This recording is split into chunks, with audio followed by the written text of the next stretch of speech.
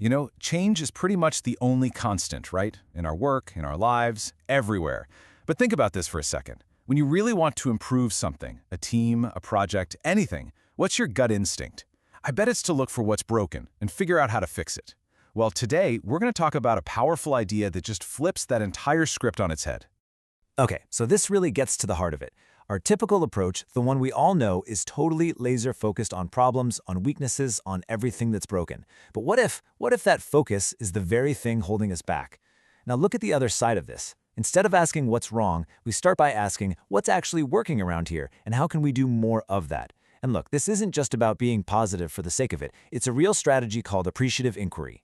So what is this thing, Appreciative Inquiry?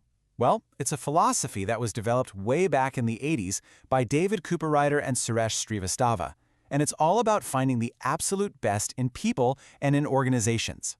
So instead of doing a big post-mortem on every failure, which, let's be honest, can be a real downer, you actively go searching for the success stories, those moments of peak performance, and you use those as the blueprint for what you want to build next.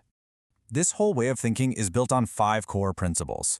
You can think of them as the blueprint, really, the foundation that guides every single action in this process. So let's dive into the first one. First up, we have a principle that kind of challenges the very nature of reality as we think we know it. It's called the constructionist principle. And the core idea here is, well, our reality isn't some fixed objective thing that just is. We literally construct it. We build it through the language we use, the conversations we have, and the stories we choose to tell each other. And the implication of that is it's huge. I mean, if a team is constantly talking about its challenges, its roadblocks, its failures, guess what? That's the reality they're reinforcing every single day.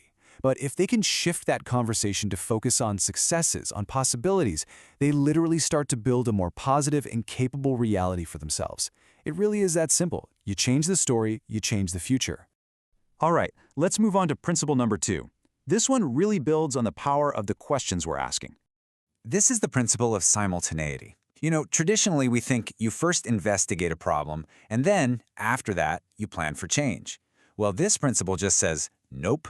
Inquiry and change, they're not 2 separate steps. They happen at the exact same time.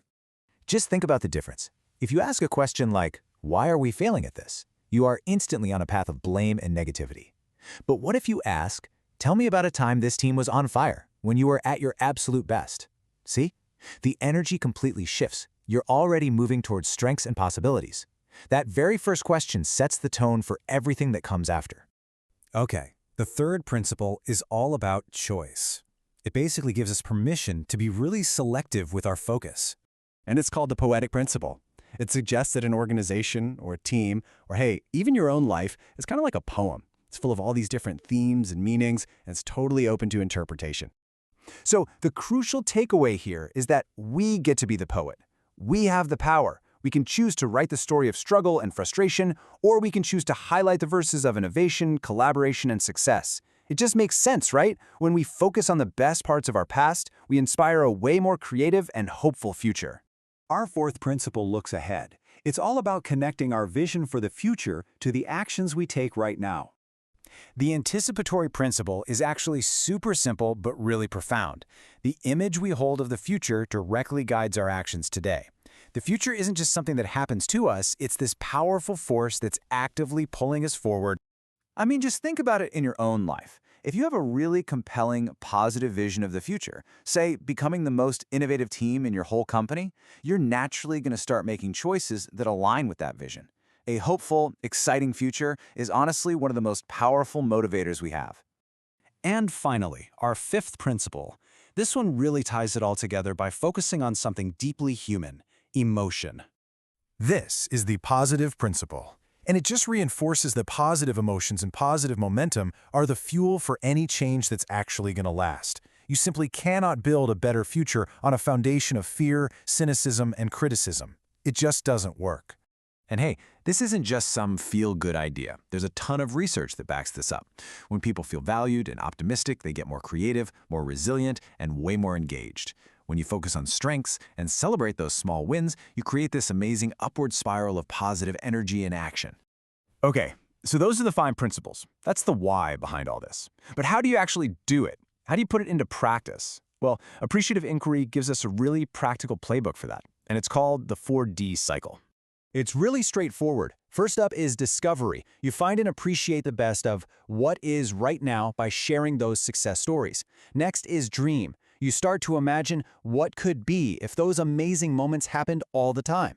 From there, you go into design. Together, you figure out what should be by building a concrete plan. And finally, you have destiny. You empower everyone to create what will be and actually bring that shared vision to life. So, after all of that, what's the single biggest thing to take away from this? Well, it really comes down to a fundamental shift in how we see ourselves and our role. And this is so much more than just some corporate tool. It's a mindset that you can apply absolutely everywhere, in your teams, in your communities, even in your own personal life. It's about consciously making a choice to stop being a detective who's always hunting for problems and instead becoming an architect of possibilities, building a future based on your greatest strengths. So I'll just leave you with this one question to think about. For a moment, just forget all the problems, all the challenges. What is one thing, one success, one strength, one little bright spot that's already working for you right now? And what do you think would happen if you decided to pour all of your energy into just amplifying that?